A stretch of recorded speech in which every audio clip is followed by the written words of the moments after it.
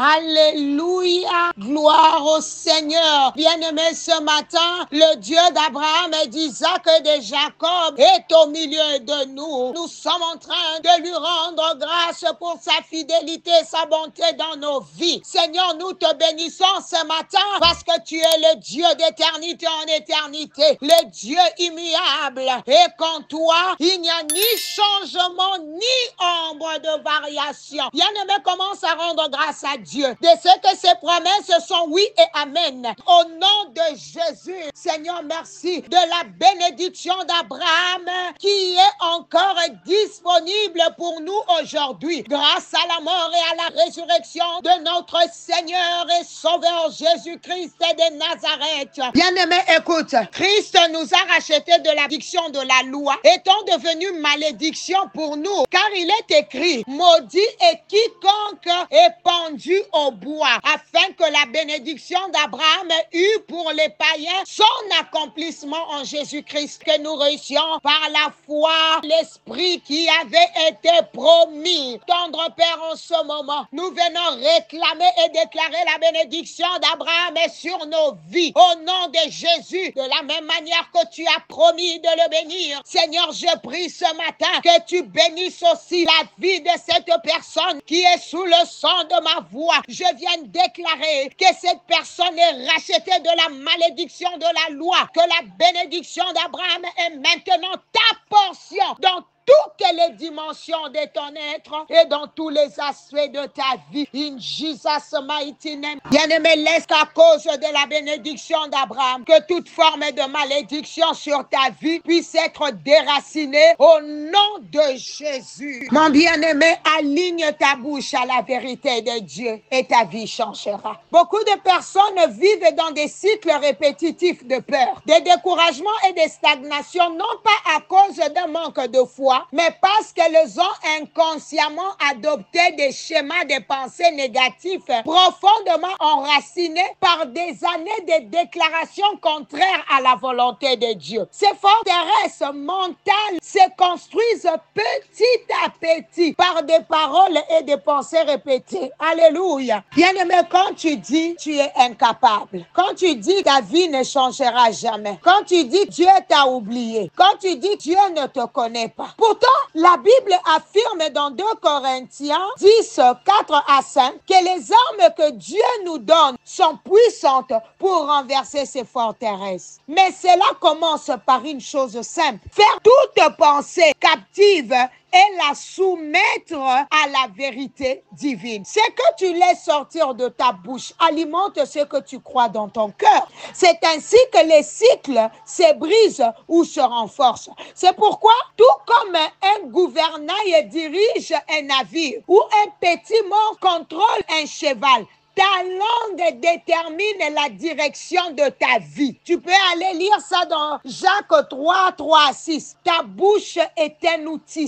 spirituel capable de libérer soit la vie, soit la mort. Souvent, ce ne sont pas les circonstances extérieures qui t'empêchent d'avancer, mais les paroles que tu te répètes à toi-même. La Bible dit clairement, la mort et la vie sont au pouvoir de la langue. On n'a pas arrêté de le dire. Bien-aimé, tu ne peux pas parler constamment d'échec et t'attendre à vivre la victoire. Tu ne peux pas proclamer la peur tout en espérant marcher dans la paix. Il faut une décision consciente pour aligner ces mots sur la parole de Dieu. Car ce que tu dis aujourd'hui prépare le terrain de ton lendemain. Ce principe n'est pas une simple théorie. Il est illustré de manière puissante dans l'histoire de Josué. Dieu avait promis la ville de Jéricho à Israël, mais les murailles étaient encore debout. Ce n'est qu'après que le peuple ait suivi fidèlement les instructions divines, marcher, se taire, puis crier, que les murs se sont écroulés. Leur victoire était attachée à leur obéissance et à leur proclamation. Il en est de même pour toi. Lorsque tu alignes ta bouche à la stratégie divine, les murs dans ta vie tombe.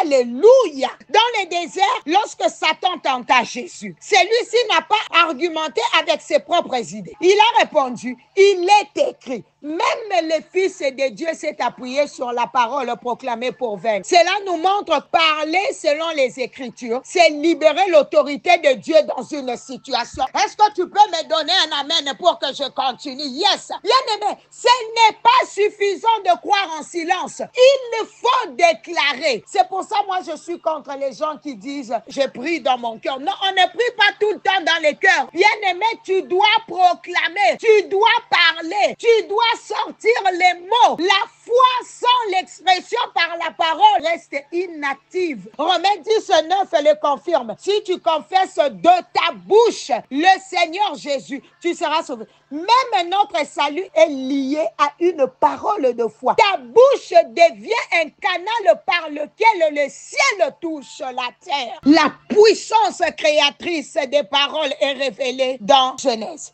Dieu ne construisit pas un monde avec ses mains. Il parla et ce qu'il déclara devint. Que la lumière soit et la lumière fut. Ce modèle est fondamental. Dieu a créé par la parole et nous, créés à son image, avons hérité d'un pouvoir similaire. Bien-aimé, tes mots façonnent ton monde. Ce n'est pas de la magie, mais une loi spirituelle. Ce que tu dis avec foi agit sur le visible et l'invisible. Dans Marc 11:23, le Seigneur Jésus dit, si quelqu'un dit à cette montagne, ôte-toi de là et jette-toi dans la mer, cela lui sera quoi? Accordé. Il ne dit pas s'il pense ou s'il médite en silence, mais bien s'il dit, ta voix est ton instrument de foi. Oh my God. Bien-aimé, quand tu me donnes un amen, le Saint-Esprit t'écoute et moi j'avance. Regarde l'exemple du prophète Ézéchiel. Dans la vallée des ossements desséchés. Bien-aimé, Dieu ne lui a pas demandé de construire ou de soigner. Il lui a dit de prophétiser, de parler. Et lorsqu'il l'a fait, les os se sont rassemblés. Le corps se sont formés. La vie est revenue. Ces miracles ne sont pas produits par l'effort physique, mais par la parole obéissante. Il y a des choses mortes dans ta vie qui attendent que tu parles, que tu prophétises selon ce que Dieu a dit et non selon ce que tu ressens. Ne sous-estime jamais l'effet de tes paroles dans le moment difficile. Abraham aussi était confronté à une promesse humaine impossible. Dieu lui avait promis une descendance, n'est-ce pas? Mais son âge et celui de sa femme le contredisaient. Pourtant, il a continué à croire et à proclamer la promesse. Il n'a pas laissé sa bouche annuler ce que Dieu avait dit. Il a aligné ses paroles à sa foi. Et la promesse s'est accomplie. Toi aussi, refuse de contredire Dieu avec ta langue. Ne dis pas, ça ne marchera jamais pour moi. Mais proclame ce que Dieu a commencé. Il l'achèvera. Bien-aimé, je suis venu te dire aujourd'hui que les promesses de Dieu sont vivantes, éternelles et toujours actives. Mais elles attendent une réponse, une foi qui parle, qui confesse, qui déclare. Ne laisse plus ton langage être contaminé par la peur, la colère, l'amertume ou le découragement. Chaque jour, choisis de s'aimer les paroles de vie. Même si tu ne vois rien immédiatement, car une graine met du temps à pousser, mais elle finit toujours par porter du fruit. Le ciel entend, l'enfer écoute, et ton âme se forme selon ce que tu dis. Alors parle avec foi ce matin. Parle selon la vérité et regarde ta vie se transformer. Commence à parler, bien-aimé. Commence à parler dans le nom de Jésus. Allez, parle.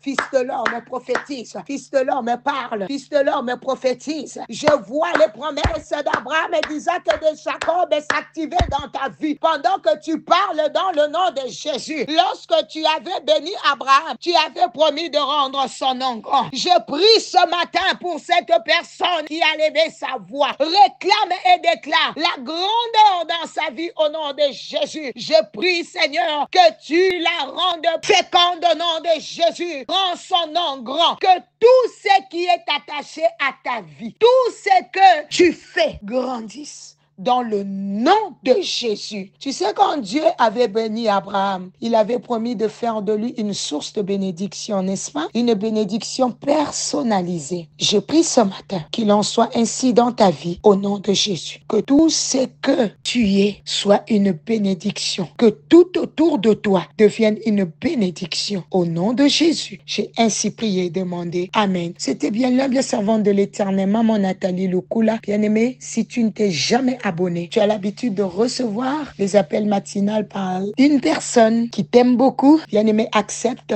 de t'abonner. Appuie sur la cloche afin de rater aucune de nos vidéos. Nous passons de lundi à vendredi, 4 heures juste, heure de Kinshasa. Tu peux juste taper groupe Le Réveil. Tu verras, toutes nos prières sont là. Bien-aimé, toi aussi deviens un agent des appels matinaux. Arrache ta bénédiction, car la Bible déclare que l'arroseur sera arrosé. Allez, commence à envoyer à tous tes contacts. Envoie, envoie, envoie, envoie, envoie. Le Seigneur te bénira en retour. Que le Seigneur bénisse ta journée. Bye bye for now.